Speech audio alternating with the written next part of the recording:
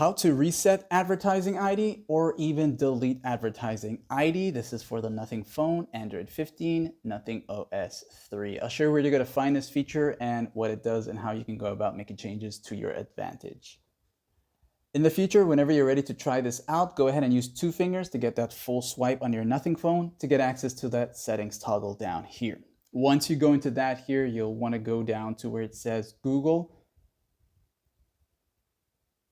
And for Nothing phones, it's going to look like this here. So as you tap on it one time, you're going to enter into something known as Google Services, and you'll see your email, which I did swipe up so you won't see my email. And you want to go to where it says All Services, this one right here. So go to All Services, and from here, go down some more until you reach Ads right there.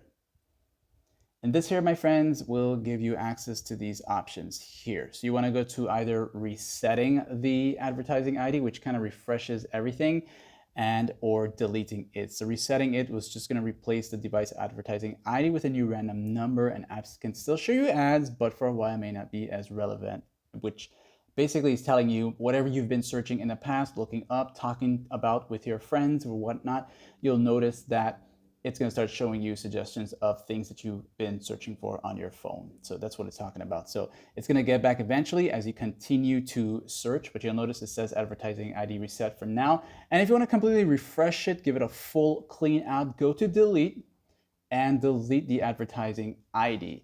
Now you can come back here and get a new one if you want to. It's up to you. However, it seems within such a time later on, it's going to return back on its own. That's just how Google operates. And if that's the case, just kind of come back here every now and then to keep an eye on it so that it won't keep everything tracked all the time, like and sub.